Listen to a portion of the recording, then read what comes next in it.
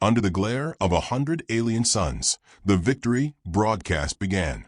Every screen in every system under the galactic empire's reach pulsed with the same imperial crest, sharp, gleaming, and utterly certain of its own permanence. Trumpet-like alien instruments blared in frequencies meant to inspire awe, but to human ears they were all teeth and glass. General Mariana Kane sat in the front row of the grand holochamber, legs crossed, hands folded loosely in her lap. Her uniform was understated compared to the jeweled plates and crest-feathered garb of the alien dignitaries beside her. Dark navy fabric, criss-collar, the faint shimmer of old campaign medals. A faint, polite smile touched her lips, the kind you offer in a church you don't belong to. The emperor himself stood at the podium, a towering, insectoid figure whose chitin gleamed under the lights. Today, his translator purred in a perfectly modulated human voice. We celebrate the end of the human rebellion. Behind him, a massive holoscreen played edited war footage. Alien shock troops descending on a small frontier settlement, gunfire lighting the dust, buildings crumbling. The commentary praised the efficiency, the necessity, the justice. They didn't show the children screaming. They didn't show the tiny boots abandoned in the street. The crowd of alien officials broke into applause, mandibles clicking, frills flaring, eyes glowing. Kane's smile didn't falter, but the muscles in her jaw twitched once. She leaned slightly toward the ambassador on her right, a tall serpentine being draped in silks, and murmured, "Quite the production. Reminds me of a state fair back home." The ambassador's tongue flickered in confusion. "A fair?" "Oh yes," she said, as if explaining to a child. "Big event, lots of noise. Folks pretend they're having fun, while the smell of fried things masks the stink of the animal pens." Her smile never reached her eyes. The emperor's speech rolled on, gilded with boasts. "No more will the human infestation threaten our stability. Their war has ended in utter defeat." Kane's fingers brushed the inside of her wrist, tapping once. It looked like a casual movement, but a signal, 3 short pulses, was sent through the skin contact communicator woven into her sleeve. No one saw it. The holoscreen shifted to a shot of alien troops posing in front of rows of captured weapons. Kane studied the frame. She knew the place, knew, in fact, that beyond the edges of the carefully cropped image lay a hill where 3 human scouts had buried encrypted data cores before being cut down. She wondered if the Empire ever found them. She hoped not. A junior alien aide scurried past with a tray of ornate crystal flutes. Kane accepted one, lifting it in a polite toast to the Emperor's image. The liquid inside smelled faintly metallic, like old blood. She sipped anyway, because that's what you do in enemy territory. Play along until the moment comes. The aide lingered a moment longer than necessary. His eyes, large, wet amphibian, flicked toward her and then away. His voice was a near whisper. "Some of us did not wish for this war to end in such a way." Kane's gaze sharpened, though her tone stayed mild. "Then some of you are smarter than the rest." Before he could answer, the Emperor gestured, and a new segment began. This one featured smiling alien soldiers distributing rations to human prisoners, proof, the narration insisted, of their mercy. Kane recognized the prisoners. She had fought beside 2 of them during the siege of Caldera Station. Now they sat cross-legged on the ground, their faces blank, food untouched. The audience applauded again. Kane set her flute down with care, as if she feared the glass might shatter from the weight of her grip. "General Kane," the Serpentine ambassador said, "you must be relieved. No more battles, no more loss. Your people will be absorbed peacefully into our protection." Kane turned her head slowly toward him, her voice honeyed. Absorbed. What a gentle word for erasing a species. The ambassador's crest rippled with unease.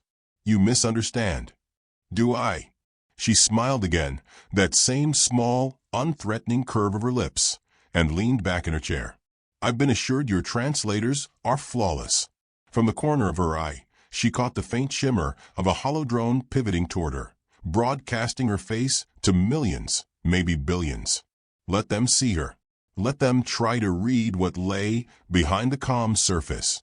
The emperor concluded his speech with a flourish, and so the human question is resolved, and the galaxy moves into a new era of peace under the empire's eternal guidance. Cain rose with the rest, joining the ovation. Her hands clapped in perfect rhythm, her smile fixed, her eyes like still water. But inside her mind, the words repeated, "Eternal guidance, my ass." A swell of music filled the chamber, triumphant and bright. As the alien dignitaries began to drift toward the reception halls, Cain allowed herself to be drawn into the flow. She exchanged pleasantries, accepted congratulations, nodded at meaningless compliments about her grace in defeat. No one noticed the way she glanced up, once, to the high windows where the stars burned against the void. Out there, somewhere beyond the reach of the broadcast signal, her people waited. A minor official intercepted her, offering a holographic program of the day's events. "You will find the post-ceremony banquet most delightful," he promised. "I'm sure I will," she said warmly, tucking the program under her arm. "I always enjoy the calm before the storm." He tilted his head, puzzled, but she had already moved past him, her steps unhurried. She paused at the edge of the chamber, looking back just long enough to take in the scene. The laughing alien officers, the emperor shaking hands, the flicker of propaganda reels still playing overhead. Her fingers brushed her wrist again. This time, the signal was 2 long pulses, 1 short. Somewhere far away, human ships stirred. She stepped out into the colonnade, the cool alien night pressing in. The sounds of celebration dulled behind her, replaced by the hum of distant generators and the faint hiss of the wind through the city's glass spires. In that quiet, her smile faded entirely. Her eyes narrowed, their warmth gone, replaced by something older, harder. She thought of the colony. Dust in the air, little bodies carried away in blankets. The sound of a mother's scream cut short. A calm ping vibrated at her wrist. She raised it slightly, as if adjusting her sleeve, and a voice barely above a whisper spoke in her ear. Phase 1 complete. She drew in a slow breath, tasting the faint ozone in the air. Understood. The voice hesitated. Orders. Cain's gaze swept over the alien city spread out below, glittering towers, flowing avenues, oblivious crowds moving under banners of victory. Her tone was almost gentle. "Tell them," she said. "The clock just started." The calm clicked silent. She stood there a moment longer, letting the alien wind ruffle the edges of her hair before turning back toward the lights of the reception hall. By the time she crossed the threshold, the smile was back in place, polished to perfection. Inside, the emperor laughed at some dignitary's joke, the sound echoing through the chamber like metal scraping stone. Cain's eyes found him, and in the softest voice, inaudible beneath the din, she whispered, "You'll wish it ended here." The banquet hall of the imperial palace gleamed like the inside of a jewel. Light refracted from a ceiling of crystal scales, scattering rainbows over 1,000 guests, admirals in gold, senators in silks, courtesans draped in fabrics that shimmered like oil on water. Alien servants glided silently between the tables, their 4-fingered hands balancing platters of delicacies that steamed or shimmered or pulsed faintly in the dim light. General Mariana Cain entered without hurry, her boots making no sound on the obsidian floor.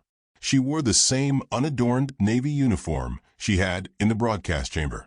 No medals this time, only a plain silver bar at her collar. She didn't need to advertise her past. Her enemies knew it already. She was seated at the emperor's table. Across from her lounged High Marshal Zorvek, a reptilian mass of armor and pride, his scaled hide glinting under the chandeliers. His eyes flicked over her in appraisal, as though measuring the threat in the set of her shoulders. "General Cain," Zorvek said, his voice like gravel rolling in a drum, "you honor us with your presence. I imagine it must be difficult to celebrate after such a decisive defeat." Mariana's smile was pleasant. "Oh, you'd be surprised. Back home we have a saying, never let your enemies drink alone. It's considered rude." The marshal gave a bark of laughter, the sound startling a nearby servant into nearly spilling a tray of crystal goblets. Dishes arrived in quick succession. A soup with a surface like quicksilver, steaming with a scent halfway between cinnamon and burnt ozone. a platter of meat striped pink and green that twitched faintly before the knife sliced it, bowls of fruits that oozed syrup when pierced, staining the fingers. Mariana sampled each in turn, her movements unhurried, as though she had all the time in the galaxy. "Interesting textures," she said, rolling a morsel between her teeth. "Reminds me of something we serve on Earth. Gas station coffee. You'd have to taste it to understand." Zorvek frowned. "Gas station. A place to refuel your vehicle. Often sells food that's been sitting under a heat lamp since before the invention of manners." Her tone was light, almost fond, but her eyes never left his. Laughter rippled from other guests, though it carried an edge. They were still not certain whether she was making fun of herself or them. The Emperor, seated at the head of the table, gestured for silence. "General Kane," he said, "you have conducted yourself with admirable composure since the cessation of hostilities. This pleases us. We value leaders who accept the inevitable." Mariana inclined her head. "Acceptance is one of humanity's oldest virtues. So is patience." The Emperor's frilled crest shifted slightly, a movement most might miss. "Patience for what?" "For dinner," she said smoothly, lifting her glass. "And for dessert, of course." There was a murmur of amusement from the guests. The Emperor allowed it, leaning back in his throne chair. An alien general 2 seats down, a spindly, bird-like creature with sapphire feathers, leaned forward. "Tell us, General, of your human armies. Your tactics. How you fought so long against the inevitable." "Oh, I wouldn't call it inevitable," she replied. "We've always been good at holding out longer than we should. Ask anyone who's played poker with a farmer from Kansas. We bluff until the harvest comes in." "Poker." The feathered general tilted his head, clearly lost. "A game. Cards, wagers, lies. The trick isn't having the best hand. It's making the other person think you do." She sipped her drink, savoring the puzzled expressions around her. "We're very, very good at that." The conversation drifted toward lighter topics: alien festivals, trade agreements, the Emperor's plans for integrating human survivors into the Empire's labor sectors. Mariana listened politely, asking questions that seemed benign. "How quickly can your ships refuel between core systems? Do you keep the same patrol routes year-round? Is there one main agricultural world for this region or several?" Each answer was filed away behind her calm eyes. Halfway through the meal, a young alien aide approached her seat. His skin was the pale blue of deep ocean, his eyes wide and uncertain. "General Kane," he murmured, "I bring greetings from those who regret what was done." Her smile warmed slightly. "You should leave the capital tonight." He blinked, his mouth parting. "Why?" "Because regret will matter more in the morning," she said softly, and returned to her meal without another glance. The courses grew stranger. A bread-like loaf that emitted a faint hum when broken. A translucent fish served whole, its body still faintly glowing. Wines and colors Earth had no name for. Mariana accepted each with grace, sampling enough to seem respectful, but never so much that her mind would fog. When the servers cleared the plates for the final course, the Emperor rose. "To peace between our peoples," he declared, lifting a chalice carved from the bone of some long-dead Leviathan. "To peace," the guests echoed. Mariana raised her glass, her smile flawless. And how quickly it could end. For a heartbeat, there was silence. Then the laughter came, nervous from some, booming from others who thought she was making a clever joke. Only a few at the table looked unsettled, as if they'd caught a note of steel beneath the silk. Dessert arrived, something like spun glass that shattered delicately under the fork. Mariana broke a piece, letting it dissolve on her tongue. Sweet, sharp, and strangely cold. It reminded her of winters on the Martian frontier, frost clinging to the inside of a helmet visor. She let the memory steady her heartbeat. The Emperor inclined his head toward her. "Will you attend the post-banquet audience, General?" "Of course," she said. "I wouldn't miss the chance to meet more of your interesting people." Around the hall, alien musicians began to play deep, resonant chords that vibrated through the floor. Servants refilled glasses, conversations swelled again, and the Emperor turned to speak with a cluster of governors. Mariana allowed her gaze to drift toward the tall windows along the far wall. Through them, the alien capital glittered, a labyrinth of spires and lights stretching into the dark. Somewhere beyond that horizon, ships were moving. Human ships. She lowered her eyes before anyone followed her gaze, focusing instead on the ripple of wine in her glass. A vibration passed through the stem, so faint no one else seemed to notice. The signal was not audible but physical, a micropulse transmitted through a concealed implant in her palm. "Phase 2 ready," the hidden voice said in her ear. Mariana's lips barely moved. "Not yet."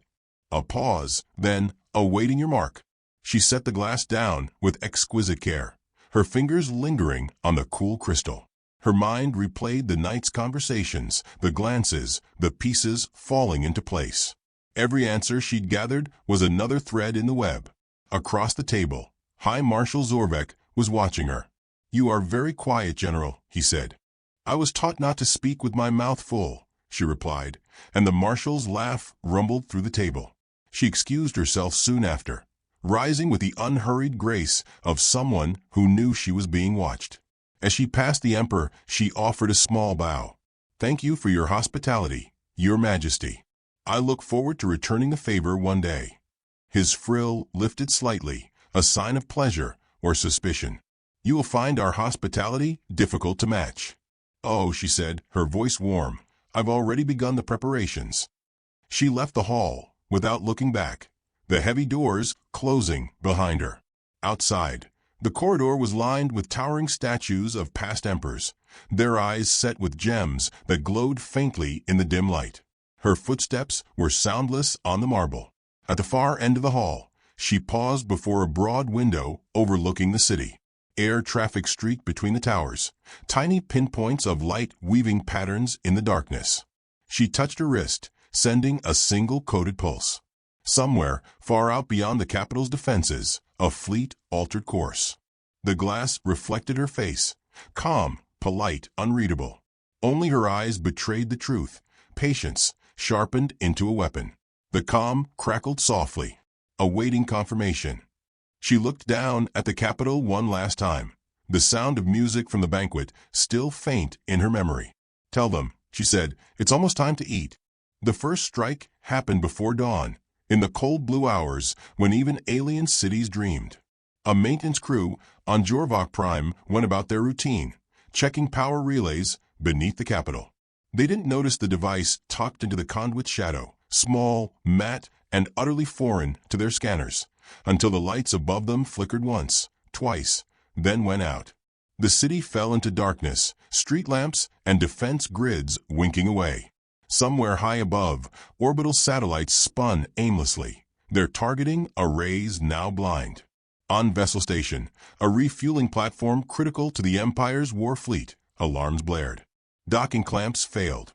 Fuel lines ruptured. Fire bloomed in the vacuum like a silent flower, petals of burning gas drifting into the void. The chief engineer barked orders, but the comm systems spat only static. And on a sleepy agricultural moon deep in the core sectors, farmers woke to find their irrigation systems hijacked, their fields drowning. Their grain, 1/3 of the Empire's food reserves, would rot in weeks. Across 100 worlds, chaos unfolded in careful synchrony. In the alien capital's west quarter, Mariana Kane walked through a crowded market as though she hadn't orchestrated the whole thing. She moved like any visitor, pausing to study a woven shawl here, tasting a slice of spiced fruit there, while around her, murmurs of confusion rippled through the crowd. Holosigns blinked and stuttered. News feeds cut mid-sentence. Transit lines halted without warning. A street vendor tried to call out a price for a roasted insect skewer, but his voice was swallowed by the rising clamor. Shopkeepers slamming shutters, merchants arguing with guards, citizens demanding explanations. Mariana slipped into a narrow alley, the noise fading behind her. Her comm implant vibrated twice. 2 minutes ahead of schedule, said the voice in her ear, low and crisp. Good, she murmured. Send word to the others. Keep it that way. From shadows, a figure emerged. Human, tall, dressed in a nondescript courier's coat. The man carried a satchel, and when he opened it, The faint blue glow of encrypted data cores lit his face. "They're still not looking in the right places," he said. "They think this is local sabotage." "They'll think a lot of things," Mariana replied, "until they think nothing at all." She took one of the data cores, its surface warm, in her hand. Inside were the next moves, coordinates, codes, false orders, seeded into the Empire's own command network. She slipped it into her jacket pocket and walked on without looking back. By midday, the Imperial Council chamber was in uproar. The Emperor's advisors shouted over each other, reports streaming in from half the Empire. "It's coordinated." "No, it's opportunists striking after the war." "Who could possibly?" In the center of the chamber, a holographic projection spun, a galaxy map peppered with blinking red alerts. Supply lines cut. Outposts unresponsive. Civilian riots. Mariana sat quietly on the edge of the chamber, invited as a representative of humanity to witness their governance. She crossed one leg over the other, her expression one of mild interest, as if listening to a weather report. A tall, silver-plated official pointed at her. "General Kane, your people are known for irregular warfare. Would you not agree this bears their mark?" Her gaze slid toward him, calm and cool. "If it did, you'd already be dead." A ripple of unease passed through the room. The Emperor's frill twitched once, then stilled. By evening, the Empire's broadcast channels, normally filled with propaganda reels, were hijacked. Screens across the galaxy blinked to static, then to grainy footage. Alien soldiers marching into a human settlement. The cries of children. The sudden gunfire. The footage was real, but re-edit, spliced with the faces of commanders watching impassively. Their insignias clear. A deep human voice narrated over it, slow and deliberate. They called it victory. We call it murder. The images cut to black, leaving the words, "Remember them." In the streets of far-flung colonies, aliens who'd never questioned the war began to whisper. On some worlds, they shouted. In a mining town on Ferrith, workers downed tools and refused to load or for the fleet. On a water moon in the outer belt, dock workers blocked an incoming patrol ship, chanting in their own language, a chant whose rhythm matched an old human funeral march. The next morning, Mariana stood at the edge of the capital's East Plaza, watching a column of armored troops march past. Their commander barked orders about rooting out dissidents. She noted the way their boots struck the ground, not in time with one another, a small break in discipline that told her the unrest had already reached their ranks. A voice at her shoulder made her turn. It was High Marshal Zorvek, his scaled face set in a deep frown. "You know what's happening." "Of course," she said lightly. "Your empire is discovering how quickly rot spreads when the roots are shallow." His eyes narrowed. "And you're the gardener?" "I'm just here to watch the flowers bloom." He leaned closer. "If you are behind this—" "High Marshal," she said softly, "if I were behind this, you wouldn't be standing here to ask me." They stared at each other for a long moment before he turned away, scales along his jawline rippling with restrained fury. That night, the first ships of the Imperial Third Fleet vanished. One moment they cruised between the stars, the next, their transponders went dark. Imperial analysts searched for wreckage, but found none. The truth, the fleet hadn't been destroyed. It had been stolen. The crews, mostly alien recruits from newly conquered territories, had defected, coaxed by human envoys offering food, safety, and the one thing the Empire never gave, choice. In the heart of the alien capital, Mariana attended another council session. She listened to theories, denials, half-truths, and lies. And when the Emperor demanded her opinion, she folded her hands on the table. "I think you should stop asking how this is happening," she said, "and start asking how much worse it can get." Silence spread through the chamber. When she left, a junior aide hurried after her. "General, why tell them anything? Why not let them fall blind?" "Because," she said, stepping into the open night air, "fear grows faster when you give it just enough light to see the shadows moving." Above, the sky shimmered with traffic lanes, ships crisscrossing like veins in a living thing. Somewhere out there, her people were tightening the noose. Her calm pulsed once. She tapped it. A man's voice, The cage is ready. Mariana's eyes stayed fixed on the sky. Seal it. The connection cut. Far beyond the city, in the darkness between stars, human fleets emerged from stealth, their hulls swallowing the starlight. Supply worlds already crippled. Communications already fractured. Every move timed to bleed the Empire without warning. She turned back toward the palace. The wind shifted, carrying with it the faint scent of burning from some distant district. The city didn't yet realize what it was smelling. By the time it did, it would be too late. The first flashes of light over the alien capital were mistaken for dawn. From the palace balcony, Mariana Kane watched them bloom against the starfield, brief, brilliant flares that faded to black before the next wave ignited. The Emperor's guards rushed to the railings, their scaled hands tightening around shock rifles. Somewhere far above, in the silence beyond the atmosphere, the first of the Empire's orbital defenses had just ceased to exist. A low hum built in the air, the sound of energy shields activating over the central districts. The Emperor's advisors scrambled across the marble floor behind her, their voices tripping over one another in panic. They've breached perimeter sectors.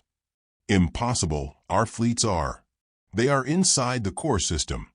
Mariana didn't move until the Emperor himself stepped up beside her. His frill was tight to his skull, his black eyes reflecting the distant flashes. Your people, he said, have decided to die on their feet. She turned her head just enough to meet his gaze. We decided that the graves you gave us weren't enough. An aide approached, trembling, a data slate clutched in his hands. Sire, every primary trade lane has been severed. Supply convoys destroyed or captured. Long-range communications are compromised. Compromised? The Emperor snapped. The aide hesitated. All outgoing transmissions are being replaced with her. Every screen in the chamber flickered. The face that appeared was Mariana's, calm, centered, framed against the dark steel of a human command deck. Her voice, when it spoke, carried across every world in the Empire. This is General Mariana Kane of the United Terran Fleet. The Galactic Empire has committed crimes that will be remembered for as long as sentient beings endure. You killed our children. You called it victory. Today, humanity answers. In a dozen languages, her words rolled outward. On mining colonies, laborers dropped their tools and stared. In palace gardens, servants froze mid-step. In orbital stations, alien crews shifted uneasily, glancing at one another. We do not come to bargain, her broadcast continued. We do not come to plead. We come to end you, not your people, not your innocence, but your power. Your fleets will fall. Your strongholds will burn. And when your throne is ash, you will remember that we gave you a chance to choose another path. The Emperor's frill quivered, but his voice was cold. Cut the feed. It's not coming from outside, the aide said. It's inside our network. She's everywhere. Outside, the flares intensified. Human warships, painted in the black and gray patterns of stealth assault, emerged from behind the planet's moons. They moved in tight formations, their drives silent to sensors until the moment they opened fire. Alien defense batteries spun to track them, only to find their targeting arrays refused to lock on. In the council chamber below, alien leaders shouted over one another. Some demanded counterattacks. Others called for immediate negotiation. No one noticed Mariana had stepped away from the balcony until she was standing beside the Emperor's throne. You thought war ended when my people stopped firing, she said quietly. For us, war ends when you stop breathing. His eyes narrowed to black slits. You dare threaten me in my own palace? You're still thinking like an emperor, she replied. This isn't about thrones or palaces. This is about consequences. A tremor ran through the floor. In the distance, one of the outer spires collapsed in a shower of debris, its base engulfed in fire. The Emperor gestured sharply to Zorvek, who had entered at a run, armor scorched and one shoulder bleeding. Marshal, take her to the detention levels. End this. She's already ended it, Zorvek said, his voice like stone breaking. Half our fleet has gone silent. The other half is retreating or defecting. I've been fighting wars for 30 years, sire, and I've never seen an enemy close the cage this fast. The Emperor's frill flared in rage. Then fight. A deafening concussion shook the chamber. Shards of crystal rained from the ceiling. Through the smoke, shapes moved, armored figures in matte black suits, visors glinting, rifles raised. The guards fell before they could fire. One of the human soldiers approached Mariana. "General, the corridor's secure. Extraction path open." She shook her head. "Not yet." The Emperor stepped back toward his throne, his hand reaching for the concealed weapon at its side. "If you think I will bow." Mariana crossed the space between them in 3 steps. Her voice was soft enough that only he heard it. "I don't want you to bow. I want you to watch." She turned to the nearest console and keyed in a sequence from memory. The palace windows darkened as the holoscreens filled with a single view. The orbital shipyards above the capital. Human boarding craft darted among the massive frames like sharks through coral, their hulls locking onto alien vessels in construction. Explosions rippled in slow, terrible succession, each one a nail driven into the Empire's spine. The Emperor stared, his claws curling against the armrest. "You'll kill billions." "No," she said. "We'll free billions. What happens to you is just accounting." Zorvek's calm unit crackled. A frantic alien voice spoke. "Marshal, breaches in the inner defenses. Human forces advancing toward the palace." Mariana didn't take her eyes from the Emperor. "You can call off the slaughter. Surrender your fleets, your armories, your control. Or I let my people finish their work." "You wouldn't." Her gaze was steady, unblinking. "Look at me and tell me I wouldn't." The chamber was silent except for the distant thrum of the city's failing shield generators. Zorvek stepped forward, his voice low but urgent. "Sire, we can't win this. Not today. Not against them." For a long moment, the Emperor's eyes burned into Mariana's. Then he said, each word tasting of acid, "You have no idea what you've unleashed." "Oh, I do," she said. "I just don't think you do." The decision was made in the space between breaths. He lowered his hand from the weapon at his throne. "What are your terms?" "Lay down your arms," she said. "Stand your fleets down. Release every human prisoner you hold. Then pray to whatever gods you still believe in that we stop there." His crest trembled once, a sign of submission. Zorvek barked orders into his comm across the city. Alien troops began to halt mid-charge, confusion breaking into reluctant obedience. But Mariana wasn't finished. "I'll be taking something else." He lifted his chin. "And what is that?"